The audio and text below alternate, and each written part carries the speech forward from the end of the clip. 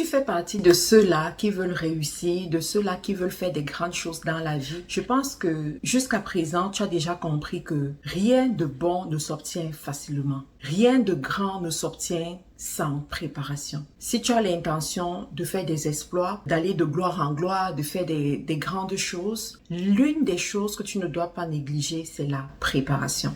Alors, la semaine passée, j'ai organisé ma première conférence business au Canada et en Occident. Ça s'est trouvé que c'était la première conférence business que j'organisais en Occident aussi.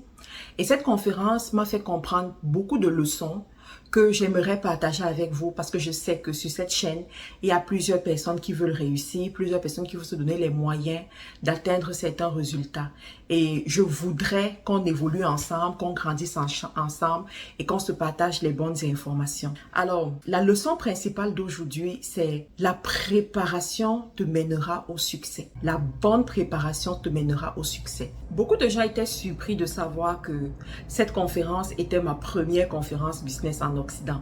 Pourquoi ils étaient surpris? Parce qu'ils ont l'habitude de me voir en tête d'affiche pour des conférences. Ils ont l'habitude de me voir tellement engagée pour le succès des conférences. Sauf que ces conférences n'étaient pas nécessairement mes conférences. C'était les conférences des organisations, des associations, des fois les conférences de mes étudiants que je décide de supporter, je décide d'assister. C'était aussi des conférences de mes mentis, voilà, qui organisaient des conférences et moi je les aidais.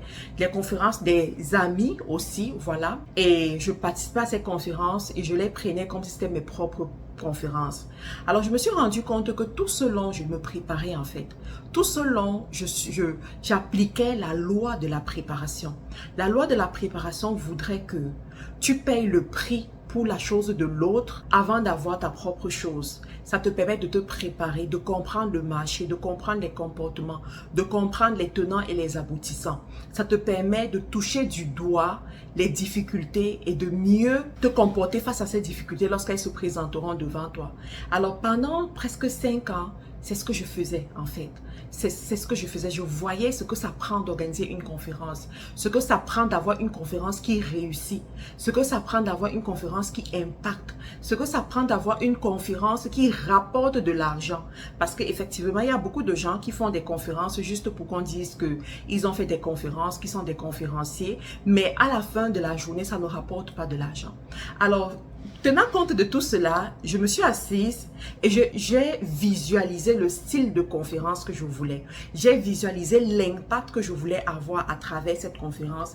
Et je me suis dit, si je dois organiser une conférence, il faut que cette conférence ait tel standard. Il faut que cette conférence-là puisse, voilà, remplir certains critères.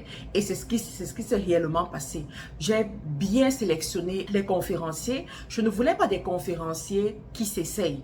Je ne voulais pas des conférenciers qui sont au même niveau que moi. Je ne voulais pas des conférenciers qui, voilà, qui sont approximatifs, si on peut dire ça comme ça. Je voulais des conférenciers qui sont des experts dans leur domaine, qui ont de l'expérience dans leur domaine, qui ont quelque chose à raconter. Et pas seulement quelque chose à raconter, mais qui savent raconter ce qu'ils veulent raconter. Vous savez, il y a des gens qui ont de très belles histoires, mais qui ne savent pas raconter leurs histoires. Il y a des gens qui font de grandes choses, mais qui ne peuvent pas formuler ces grandes choses pour qu'une personne qui ne les connaisse pas puisse en profiter. Donc, j'ai vraiment sélectionné, j'ai entretenu mes conférenciers pour que ce jour-là, ils puissent délivrer comme on veut et que l'audience puisse comprendre. Autre chose aussi, j'ai sélectionné le lieu avec beaucoup de minutie. Je voulais un lieu spécial, je voulais un lieu chic, un lieu classe, un lieu waouh, du genre lorsque les gens arrivent, tu vois, ils sont contents, ils reconnaissent qu'il y a un certain standard qu'on a privilégié pour cet événement. Et effectivement, on a fouillé. Et non seulement ça, je voulais aussi un lieu qui inspire en fait, tu vois, et qui ne me ruine pas, bien entendu. C'est pas allergique à l'argent. Donc on a fouillé, finalement on a trouvé ce lieu-là, c'était juste génial. Ensuite, je me suis préparée au niveau de la décoration. Si vous regardez bien la décoration, ça a été vraiment fait avec beaucoup de minutie, tout ça. Et ensuite, une autre chose que j'ai compris au niveau de la préparation, c'est que tu ne peux pas tout faire. Il y a des choses que tu peux faire, il y a des choses que tu peux pas tout faire. À cette période-là, j'étais dans plusieurs lancements. J'étais sur la conférence, j'étais sur le bootcamp, j'étais en train de finir les formations de leadership, tout ça. Donc, j'avais tellement de choses à faire. Je me suis rendu compte que je ne peux pas être performante partout. Et en plus, j'ai un petit bébé. D'accord? Je suis maman, je suis épouse et tout. J'ai recruté carrément une organisatrice d'événements pour qu'elle puisse m'aider à organiser cet événement-là. C'est la première fois pour moi de travailler avec une organisatrice d'événements.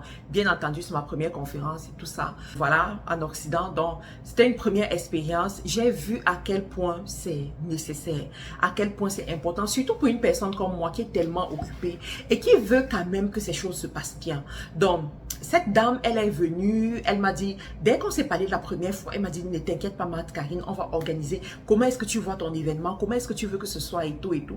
Donc, on a discuté, je lui ai dit ce que je voulais et elle s'est chargée pour que ce qui est dans ma tête soit visible.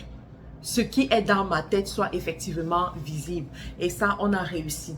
Ensuite, la préparation spirituelle, les amis. Je pense que tout est d'abord spirituel avant d'être physique. Est-ce que vous vous rendez compte que j'avais une tenue pour cette conférence? La tenue devait être livrée 3 jours avant la conférence. Lorsque DHL m'envoie la notification pour me dire que ma tenue est déjà au Canada, du moins mon colis, parce que je ne savais pas ce que c'était, bon, je vous dis, mon colis est déjà arrivé. Je regarde, je me rends compte que ils ont confondu d'adresse. Ils ont envoyé mon colis dans une autre ville.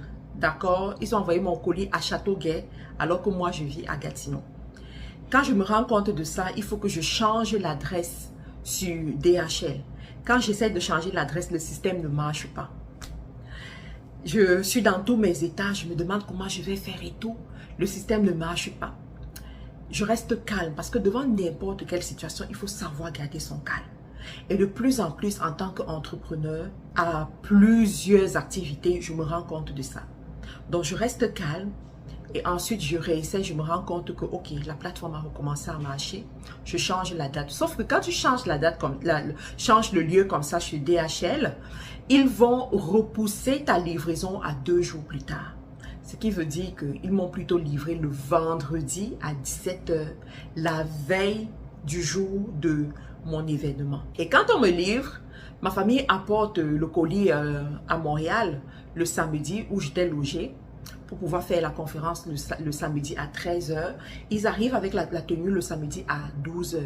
Quand je regarde la tenue, je me rends compte que la tenue a des défauts en fait, que je ne peux pas juste la mettre. J'étais obligée d'aller sur mon plan B parce qu'effectivement, il faut toujours avoir les plans B. Tu ne peux pas te dire que ce que tu as prévu va marcher comme tu espères. Ce que tu as prévu va fonctionner comme tu espères. Tu dois avoir les plans B. Donc, je fais recours à mon plan B et c'est mon plan B qui me sauve finalement.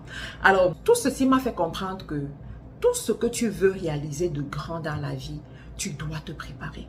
La préparation fait mal. La préparation est à tous les niveaux. La préparation n'incombe qu'à toi. Si tu ne te prépares pas comme il faut, personne ne se préparera pour toi. Personne ne mettra les pions là où il faut pour toi. C'est important de le faire pour pouvoir réussir, d'accord? Je vous ferai une autre vidéo sur d'autres aspects, sur d'autres leçons que j'ai eu à apprendre du fait de cette conférence pour vous équiper. Pour ceux qui sont nouveaux sur cette chaîne, n'hésitez pas à vous abonner, c'est totalement gratuit. Laissez-moi aussi un commentaire dans la description de la vidéo pour me dire comment vous avez trouvé la conférence, si vous avez été à la conférence, et puis qu'est-ce que vous pensez de tous ces conseils. Et je vous dis à très bientôt dans une autre vidéo les amis. Bye bye.